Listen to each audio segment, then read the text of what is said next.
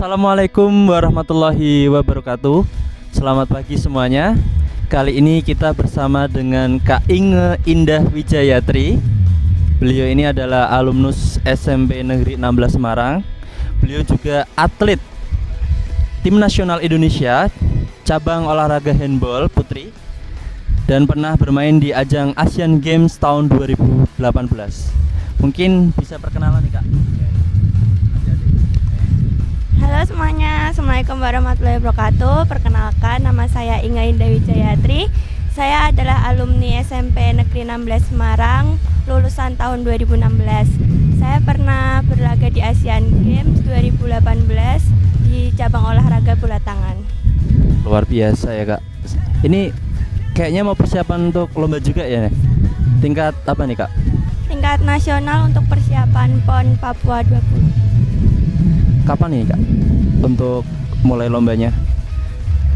Untuk pertandingannya itu bulan Oktober ya di Papua. Jadi sudah persiapan ya ini ya. Luar biasa.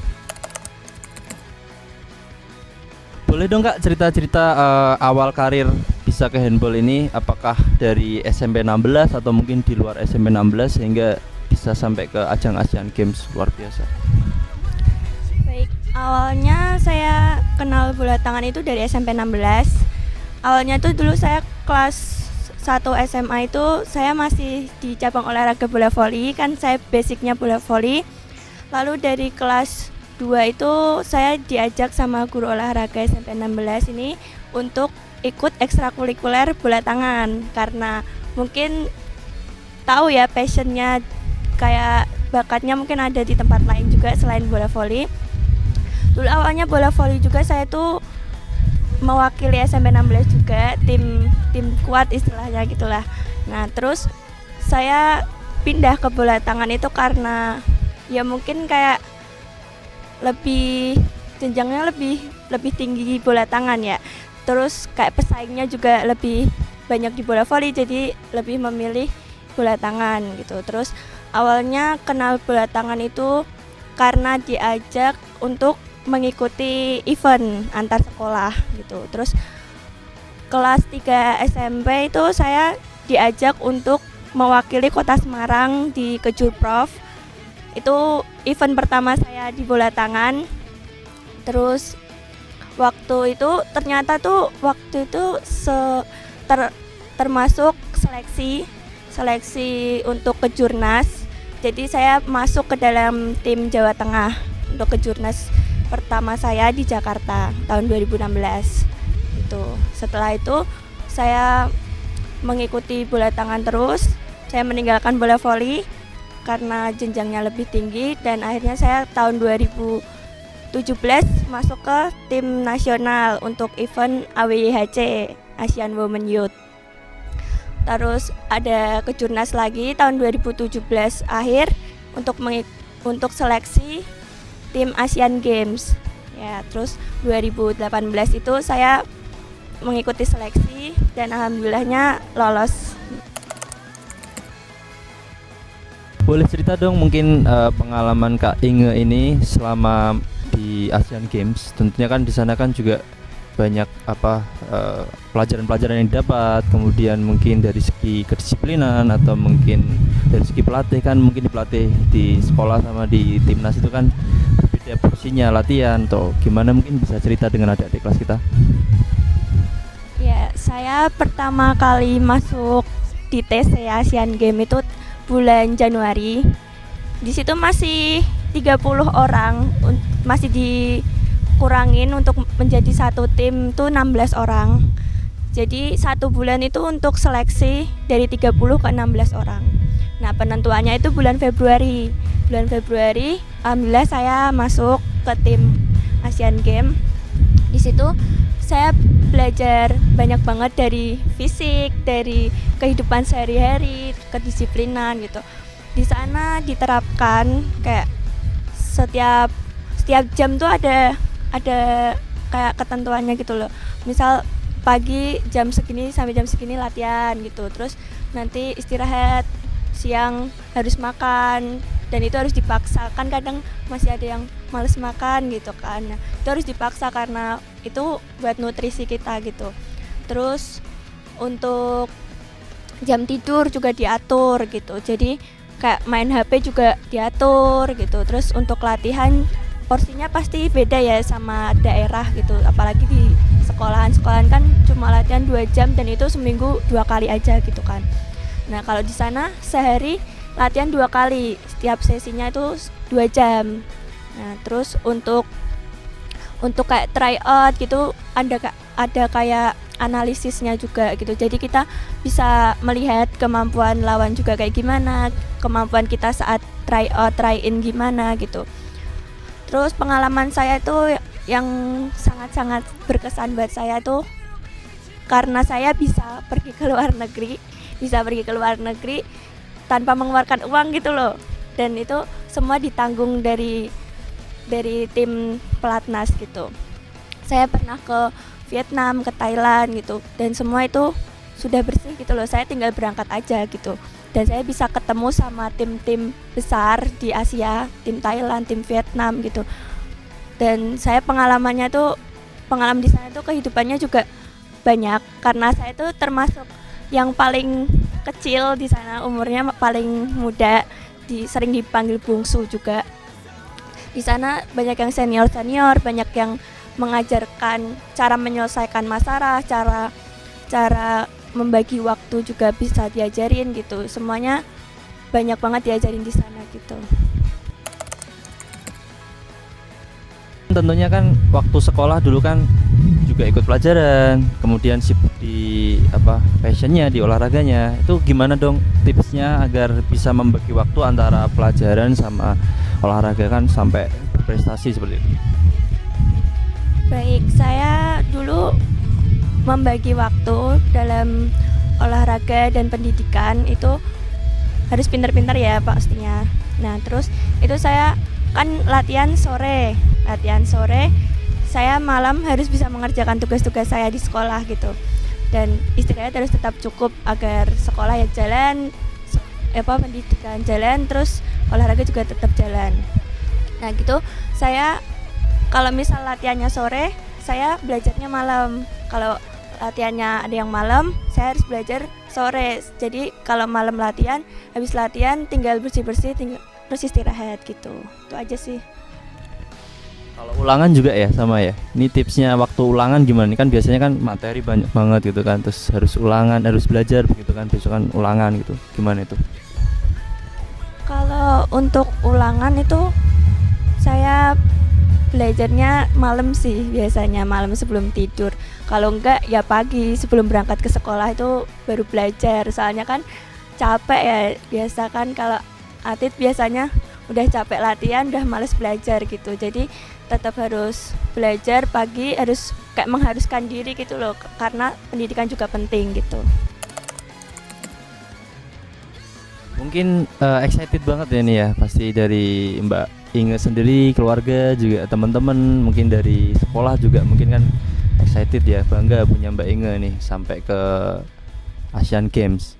Nah itu pelajaran apa sih yang didapat, mungkin pelajaran yang paling berharga mungkin dari sekolah sama di Asian Games selama mengikuti pelatnas ini sampai Asian Games?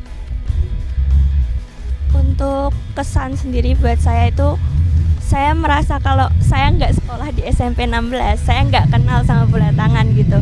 Saya kenal bola tangan tuh karena di sini, karena di SMP 16 saya ikut ekstrakurikuler dan diarahkan gitu. Jadi di sini tuh kita bukan cuma sekolah yang belajar doang gitu, tapi guru-guru di sini tuh bisa melihat passion kita gitu. Misal kita passionnya di olahraga, kita diarahkan nih, kita mau kemana gitu, mau mending kamu kesini gitu, karena potensinya lebih besar di sini kamu gitu. Kalau di bidang olahraga ya udah kamu mau kemana gitu, dicoba aja semua dulu, baru nanti kamu nyamannya di mana ditekunin gitu. Untuk saat ini Kak Inge sendiri sudah melanjutkan studi tentunya ya. Di mana nih Kak? Boleh cerita-cerita nih sama kita. Oh ya, saya lulus dari SMA itu tahun 2019. Saya langsung masuk ke Universitas Negeri Semarang. Saya sekarang berada di semester 4 gitu. Jurusan apa nih Kak? Saya jurusan pendidikan jasmani. Iya. Iya. Kemudian di universitas sendiri apakah Kak Inge ini juga digembleng juga di sana untuk handball atau mungkin di luar universitas pelatihan sendiri begitu? Kalau untuk bola tangan ini di UNES itu ada UKM-nya gitu. Jadi kita tetap mandiri latihan bersama-sama gitu. Selain di UNES saya latihan di klub. Di Semarang itu ada 2 klub yang resmi bola tangan, itu ada Rindu Aji dan Tunas Mandiri. Saya ada di Tunas Mandiri.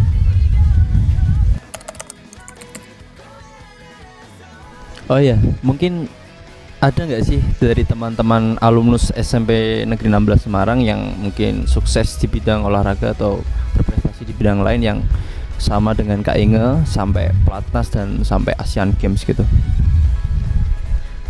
Untuk teman-teman lain yang ikut pelatnas itu banyak ya, pasti dari SMP 16 itu mengeluarkan atlet-atlet banyak gitu loh, siswa-siswa yang berprestasi gitu. Nah, untuk di bidang olahraga bola tangan ini tuh ada 9 anak yang ikut di Pelada untuk persiapan PON di Papua nanti gitu. Jadi ada 5 orang laki-laki dan 4 orang perempuan gitu. Jadi banyak banget yang kayak dulunya mungkin juga nggak tahu bola tangan itu apa, tapi setelah menekuni dan diarahkan ke olahraga bola tangan ini ada 9 anak yang mewakili Jawa Tengah untuk di PON Papua nanti. Dan untuk di Asian Games itu sebenarnya ada 3 orang. Jadi ada Mbak Santika, Mbak Sinta, dan saya. Karena mereka berdua berhalangan hadir, jadi cuma saya yang datang gitu. Jadi untuk di cabur lain juga sebenarnya banyak, tapi mungkin nggak bisa saya sebutkan satu-satu ya. Jadi banyak banget dari alumni SMP 16 ini yang jadi orang berhasil lah istilahnya gitu, jadi orang yang berprestasi gitu. Kayaknya mau lomba nih ya. Cerita dong nih, persiapan lomba di mana PON ya? PON nasional. Oh.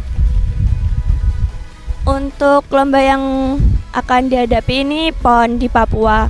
Untuk persiapannya sebenarnya udah dari 2019 ya. Kan 2019 itu prapon. Jadi timnya tuh sebagian besar atletnya sama semua dengan yang prapon ke PON ini. Nah, awalnya kan PON diadakan tahun 2020. Diundur karena ada pandemi, jadi diadakan tahun 2021. Jadi persiapan kita sudah sangat-sangat matang dan kami siap untuk mendapatkan emas di Papua. Ya, mungkin adik-adik bisa mendoakan Kak Inge ini di kejuaraan PON tingkat nasional ya Kak, di mana? Di Papua ya. Di Papua gitu ya. Mungkin boleh minta doa atau apa gitu. Untuk adik-adik semua, mohon doanya agar kami dari tim Jawa Tengah bisa pulang membawa emas, 2 emas, tim putra dan tim putri, karena kita juga sebagian besar dari SMP 16 ya, dan kita mewakili Jawa Tengah. Mohon doanya. Kita doakan semuanya ya, supaya Kak Inge bisa mendapatkan kesuksesan dan berprestasi di cabang olahraga handball tingkat nasional. Mungkin ada pesan dan kesan buat adik-adik kelas kita? Untuk adik-adik semua, kalian jangan pernah menyerah buat belajar gitu. Pendidikan itu penting buat kalian semua yang basicnya juga atlet gitu.